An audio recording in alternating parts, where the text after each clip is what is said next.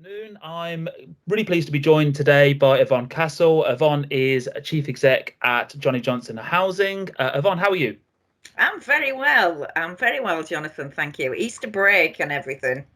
I know we've scheduled this not but a few hours before we decide to have 4 days off, so bring on the long weekend. But Yvonne, look, you're a busy lady.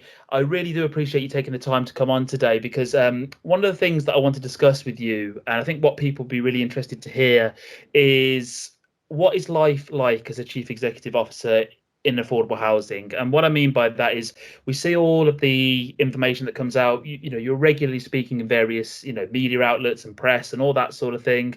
But for us, I think we'd be keen to see how you found specifically as well the last 12 months in lockdown. What that's meant to you, what have been the pressures, maybe what have been the positives as well, because I'm sure there are some wins in there. So let's just jump straight into it. I guess here's the question: how have you found things? Well, generally, I was gonna say, I think as a chief exec, probably in any company, it's been a fascinating, let's say, 12 months. But I think a chief exec in any organisation at the moment I think, is really important to think about the future. Mhm. I think it's really important to keep things strategic, but especially in the housing world, I would say, really thinking about our residents as well, and what we do about our residents. So yeah, interesting 12 months. I think our approach at JJ has been Yeah. to deal with stuff, um, keep an eye on the future, and take as much as you can into your own control. No, definitely. And I think, having worked with JJ, in numerous different guises over the last 12 months myself, I know that because you're an independent living provider, more so than a lot of other associations, I guess the risk is because there is an elderly customers, the risk there and the stress and pressure that would put on. But also, I think from the staff perspective as well, because I remember the conversations we've had leading up to this chat, you've said to me, John, we were kind of almost ready for lockdown. We got the right infrastructure in place. People were able to work remotely very easily. I know that you've changed your way of working as well with the new offices opening that is going to be very much more around hot desking. People are able to come and go and kind of moving on from that old way of working. So I'd be keen to hear about that as well and how you've been the kind of brainchild behind that as well. Yeah, so loads to say. Yeah. Stop me, John, at any time. No. I think on your first point about independent living, yes, Yeah. you were really concerned about our residents. And what we found an interesting balance was making sure we got our communications out that were absolutely in line with government guidelines, versus our residents telling us to stop telling them how to live their life. They're people, they can get Mm. on with it. And that was a real challenge. I'm going to say this: I think we and our residents have done exceptionally well. We haven't lost anywhere near the numbers of many other organisations have lost tragically. Um, but we have had some independent living schemes where our residents still insisted on, meeting up outside in numbers when you shouldn't, meeting inside Mm. when you shouldn't. And that at one point did cause us a scare. We had a little, let's call it a mini breakout at one, where just because people were getting together in the communal lounge, even though they shouldn't have been. So our communication's been key. We've got our comms out really, really fast following any guidance. We had our daily huddle. I know we've spoke before. We've had our daily huddle for years, and our business continuity team met early on and met every day. And so every evening when there was something, straight into the BC meeting, straight making decisions on what communications externally, internally we were going to do, and then off to print. So that's really been a hard balance for our residents, but I know we have had some real good compliments as well. For our colleagues, yeah, I think that my view again very quickly was give people clarity as soon as possible. Don't leave anything open-ended, you know, just be honest, just be open, just be transparent. And if we made decisions and then we needed to change them 24 hours later because of something different that was coming out, we did. But we've always used video, for the last probably 4 years. We've used video as a way of communicating. So I often did videos, other people were doing videos. We had a separate comms channel for COVID, for colleagues, you know, all that sort of stuff. Resident doing videos to residents, putting them on our website. So as many ways as we could to engage and communicate.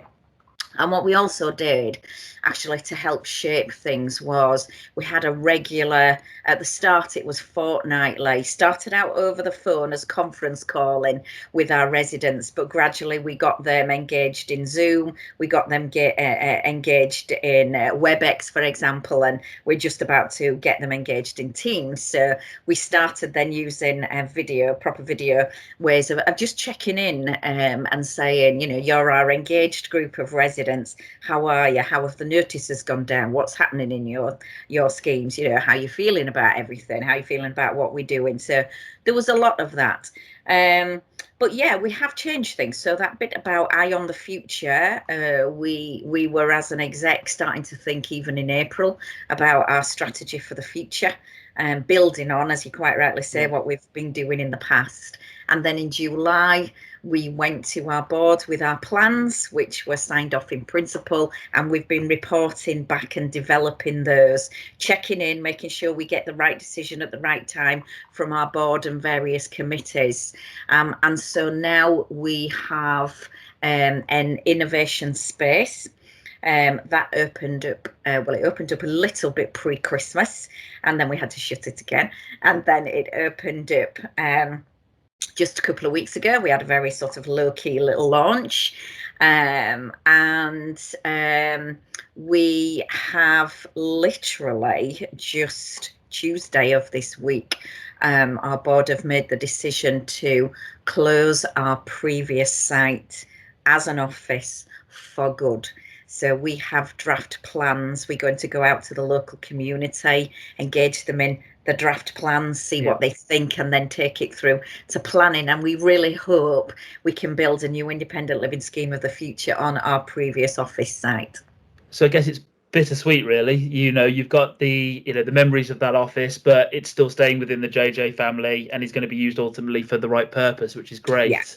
But I think as well, Yvonne, what people tell me, you know, I work with many housing organisations, big, little, small, you know, everyone under the sun, and they've always told me the life of a chief exec is a lonely one at the top. And would you agree with that? Do you find at times that, you know, you sit there and go, there's no, you know, do you converse with other chief exec? How is life for you, I guess? Because that's what I know. I'm not looking for the you know, the juicy gossip, as it were, but how have you found things sitting, you know, obviously responsible not just for all the residents that sit, you know, that are part of the business, but also the team as well. You've got so many different backgrounds, you know, diversity, you've got development, asset management, housing, care, you've got so much going on. But how have you found things yourself? Yeah, so you know, it can be, Jonathan, and I honestly think if you really care, and I mean really genuinely care about your residents and care about your teams, your colleagues, it can be quite tough. Personally, I'm a pretty resilient person. I've had a few knocks in life, as many do, and I think that's why you sort of end up doing what you're doing sometimes. I lost my parents in my early 30s, mid 30s, so you know that was a kind of huge part when actually you're still really growing up, aren't you? Still finding your feet. So I am pretty resilient. I've had a approach to, you know, my own sort of health, well-being. I've tried to exercise more. I don't really like it, but I have tried. And I have to say, it's so tough when it was getting to the December, you know, and then the January, and then the dark mornings, and oh God, really tough.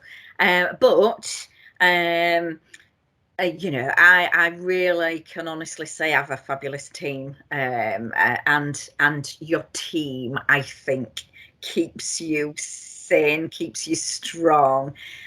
Sometimes it's been hard because we have the daily huddles. So, Yeah. I try every day, to get everybody motivated. I do think that is a massive part of my leadership as chief exec. It's a massive part, I would say, of my responsibility to make sure that my team wake up, get on the call each morning, and then set them up for the day. So sometimes that's been hard.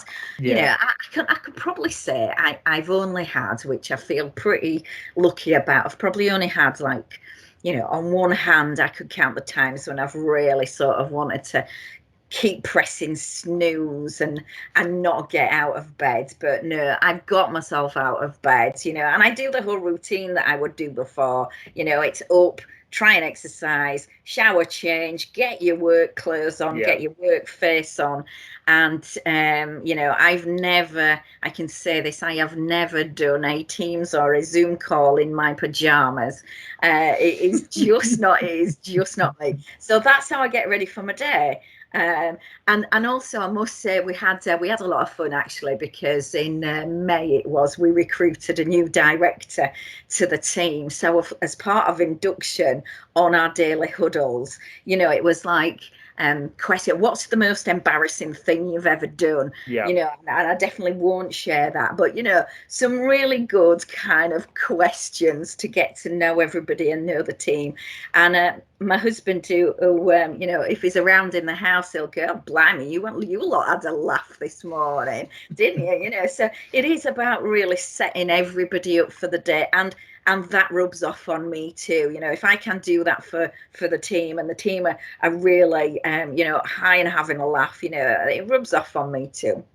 I agree, and I think I'd spoken to Lisa, who's in with your exec team, and she'd said to me, yeah. she said, yeah, business is serious. Yvonne was on the call this morning, suited and booted, smart, no messing around type of thing. So, yeah, and I think it is you dress the way you want to be, I guess, as well, isn't it? For me, I'm a bit more casual in my approach. You've seen, just wearing a hoodie, and it's comfy for me, but yeah, I guess work to your strengths, I guess, and work for what makes you tick. Because I think as well, Absolutely. onboarding and inductions and recruitment has been certainly interesting. There's so many people that I've found jobs for in the last 12 months that haven't met their teams, they haven't met their bosses, the people that work for them. All they've ever seen is this virtual avatar that they may or may not exist, type of thing. So, but another question I wanted to pitch to you as well is, in the sector at the moment, I think we're finding that there is a talent shortage across various areas of housing. And I think for you, being as a chief exec, what kind of advice, and I guess what people may want to hear is, why do you think housing is such a rewarding career to go into, to be a part of, this is more so maybe for school leavers or people coming out of university, those young professionals. Where do you personally think, why is it such a rewarding career? Yeah, it is, because at the end of the day, you are really helping those in need, aren't you, at the end of the day? Sometimes people have got completely at the end of the tether and don't know where to turn, sometimes turn the wrong way. And, we are there to help everybody at their really hard times of need. We have, we operate across the north, but we also operate in Greater Manchester, and Greater Manchester under Andy Burnham and the Mayor's had a massive push on helping homeless people. And we've done the same. And we've also, because of our Johnnie Johnson history, the RAF, the Armed Forces, we've housed a fair number of people from people that have been homeless, that have an armed forces background. And I think what's not to love about that, and the other thing for Johnnie Johnson, thinking about our aging population, and we're helping people towards the end of their lives potentially, and our younger, we call them our younger older. It's really difficult. People make decisions, I think, sometimes at a crisis point. You know, you get to the point you think, I'm not old, I'm not old, I'm not old, and then you have a fall, and then you can't look after yourself, and then you find yourself in some different accommodation. And what we really, you know, with our younger, older, we call them, you know, it's about helping them at their right time to make right decisions when they're fit and healthy. But you know, I mean, it's so varied job as well, I would say. You know, there's so many aspects to the housing world.